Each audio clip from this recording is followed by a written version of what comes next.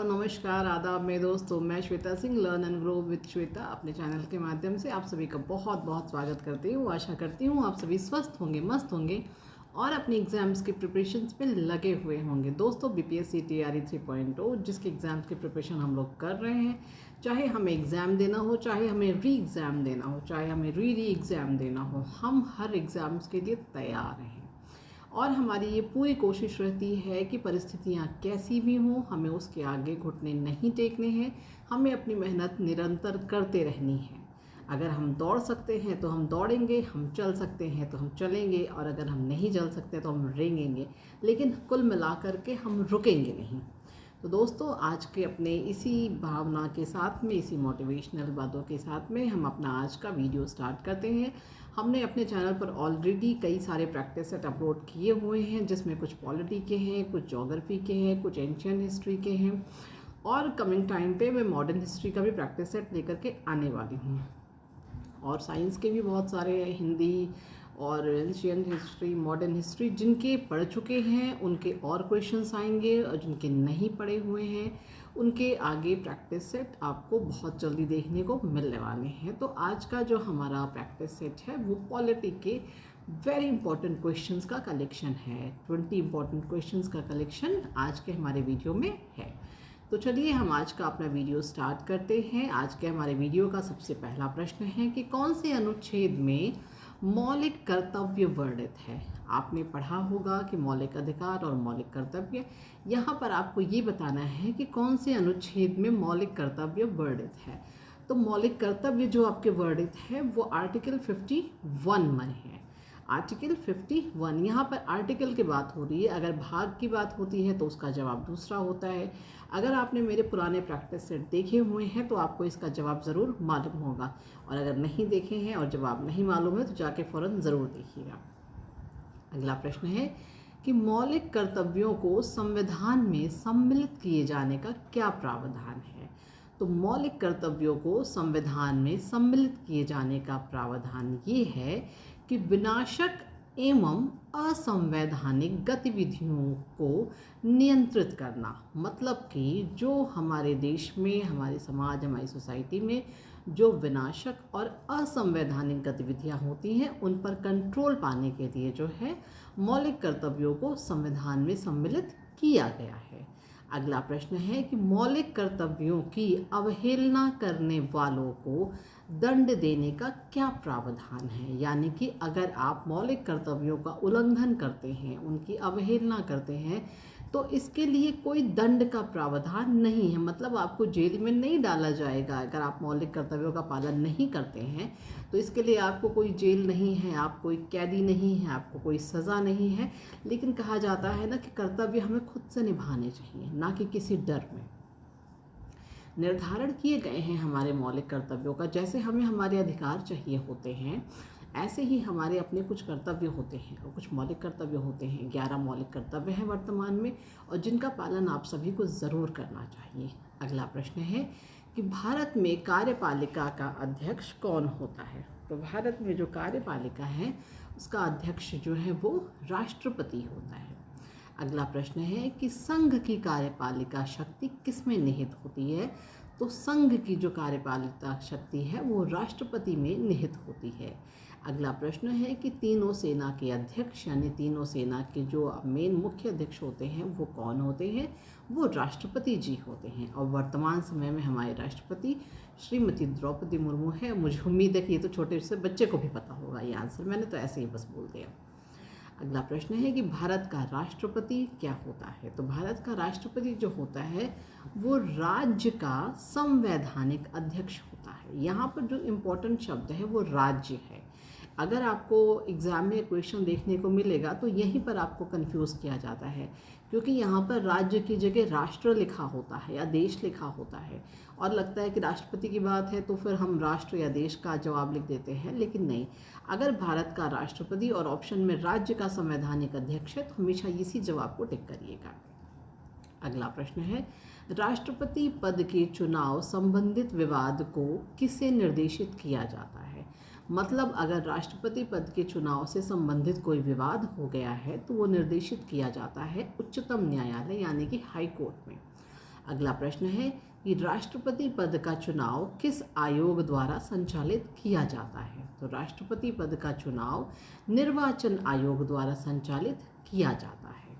अगला प्रश्न है कि भारत में किसके चुनाव में आनुपातिक प्रतिनिधित्व चुनाव प्रणाली अपनाई जाती है? ये एक चुनाव प्रणाली है, आनुपातिक प्रतिनिधित्व चुनाव प्रणाली, ये राष्ट्रपति के चुनाव में अपनाई जाती है। तो दोस्तों ये रहे आपके 10 क्वेश्चंस पॉलिटी के, बेहद इंपॉर्टेंट, बहुत ज़रूरी, महत्वपूर्ण प्रश्न। अब हम अपने अगले क्वेश्चन पर चलते हैं। Question number 11। क्वेश्चन नंबर 11 ये कहता है कि किस अनुच्छेद के तहत राष्ट्रपति अपने पद ग्रहण करने की तिथि से 5 वर्ष की अवधि तक अपने पद पर बना रहता है? यहाँ पर आपको आर्टिकल बताना है कि कौन से आर्टिकल के तहत राष्ट्रपति अपने पद ग्रहण करने की तिथि से 5 वर्ष की अवधि तक अपने पद पर बना रहता है। तो देखिए, आप जानते हैं कि पॉलिटी में बहुत सारे आर्टिकल हैं और इतना आर्टिकल याद करना न किसी बस की बात है ना पॉसिबल है, क्योंकि सिर्फ वही आपको नहीं पढ़ना है। हाँ, अगर आप लॉयर बन रहे हैं या इस तरह का, मतलब आपका कोई सब्जेक्ट है जिसमें पॉलिटी के आप विशेषज्ञ बन रहे हैं, तब तो आपको सब कुछ याद करना पड़ेगा। लेकिन हम एक टीचर वैकेंसी का एग्ज़ाम दे रहे हैं, तो यहाँ पर हमें सारा नहीं याद करना है। जो इम्पोर्टेंट है वो आपके लिए लेकर के आए हुए हैं। तो उसी इम्पोर्टेंट में एक ये भी है और इसका जवाब है आर्टिकल 56। मतलब कि आर्टिकल 56 के तहत जो है राष्ट्रपति अपने पद ग्रहण करने की तिथि से 5 वर्ष की अवधि तक अपने पद पर बना रहता है।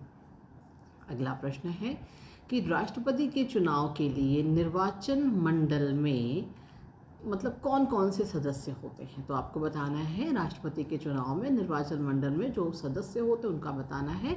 तो जवाब है कि संसद के दोनों सदन, मतलब उच्च सदन, निम्न सदन, आपका लोकसभा, राज्यसभा, आपके सभी दोनों सदन जो आपके होते हैं, संसद के दोनों सदन और विधानसभाओं के निर्वाचित सदस्य होते हैं। यानी कि हमेशा इस शब्द को याद रखिएगा, संसद के दोनों सदनों तथा विधानसभाओं के निर्वाचित सदस्य। निर्वाचित ज़रूर याद करिएगा, एग्ज़ाम में इसी को निर्वाचित को हटा के मनोनीत या कुछ और ऐसा उत्तर दे देते हैं, तो इसी में इंसान गलत कर बैठता है। तो इसको जवाब को बहुत ध्यान से याद करिएगा, संसद के दोनों सदनों तथा विधानसभाओं के निर्वाचित सदस्य।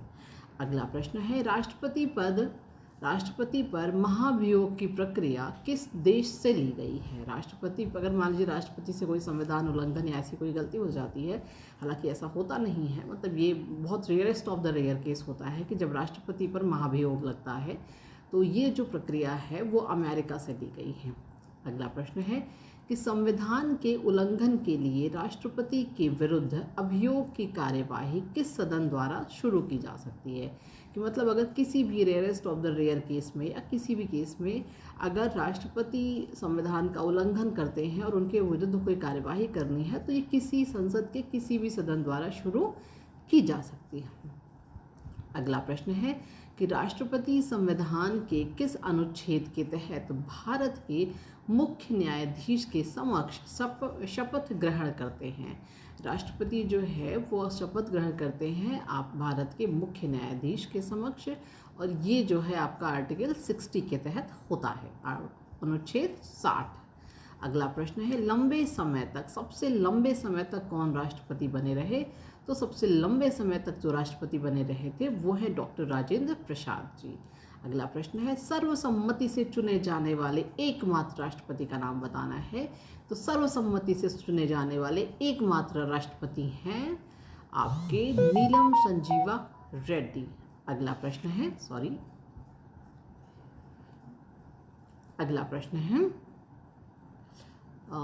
कि किस राष्ट्रपति की मृत्यु उनके कार्यकाल में हुई थी? तो डॉक्टर जाकिर हुसैन हैं, उनकी मृत्यु जो है वो उनके कार्यकाल में ही हुई थी। नेक्स्ट क्वेश्चन है कौन से राष्ट्रपति पूर्व में गृह मंत्री थे? तो जो आपके पूर्व में गृह मंत्री थे वो थे ज्ञानी जैल सिंह। और इन्हीं पर एक और प्रश्न आपका आता है कि भारत के राष्ट्रपति निर्वाचित होने से पहले कौन उपराष्ट्रपति नहीं थे। मतलब ये सवाल ऐसे भी पूछा जाता है कि भारत के राष्ट्रपति निर्वाचित होने से पूर्व कौन उपराष्ट्रपति नहीं थे। तो जो उपराष्ट्रपति नहीं थे वो ज्ञानी जैल सिंह थे, और साथ ही में जो राष्ट्रपति से पूर्व गृह मंत्री थे वो भी ज्ञानी जैल सिंह थे। दोनों प्रश्नों का उत्तर एक है, बट कभी इस तरह से और कभी इस तरह से पूछ लिया जाता है। तो दोस्तों ये रहे आपके 20 प्रश्न, 20 इंपॉर्टेंट क्वेश्चंस ऑफ पॉलिटी आज आप लोगों के लिए रहे हैं। आप लोग मुझे ज़रूर बताइएगा कि आपको आज का वीडियो कैसा लगा। और हाँ, अगर आप ये वीडियो की PDF चाहते हैं या फिर इस तरह की और भी जो भी इम्पोर्टेंट न्यूज़ होती है, जो कुछ भी हमारे चैनल में पढ़ाया जाता है, ये सब learn and grow with Shweta के टेलीग्राम चैनल पर अपलोड हो जाता है। और अगर 1-2 दिन कभी कभार लेट भी हो जाता है तो 1-2 दिन में अपलोड कर दिया जाता है, और सारा PDF अपलोड वहाँ पर हो जाता है। और PDF और जो learn and grow with Shweta के टेलीग्राम चैनल की जो लिंक है वो वीडियो के डिस्क्रिप्शन बॉक्स में आपको मिल जाती है आज, जिससे आप आसानी से जो है चैनल ज्वाइन कर सकते हैं। और बाकी आप सर्च करके भी जो है ये सेम लोगो जो हमारे चैनल का है, इससे भी आप सर्च कर सकते हैं।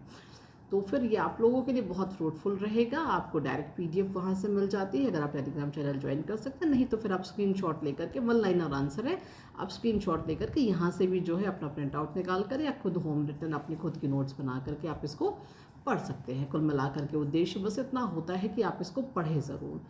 और अगर आप चैनल पर नए हैं तो वीडियो को लाइक, सब्सक्राइब, शेयर ज़रूर करिएगा, और बेल आइकन का बटन ज़रूर प्रेस करिएगा। उससे आपको ये सुविधा होती है कि जब भी मैं कोई नया वीडियो अपने चैनल पर अपलोड करती हूँ तो उसकी नोटिफिकेशन आपको फ़ौरन मिल जाती है।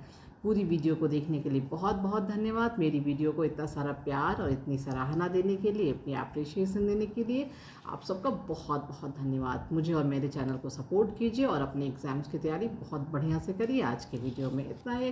गुड नाइट, शुभ रात्रि, टेक केयर, शब खैर, बाय बाय।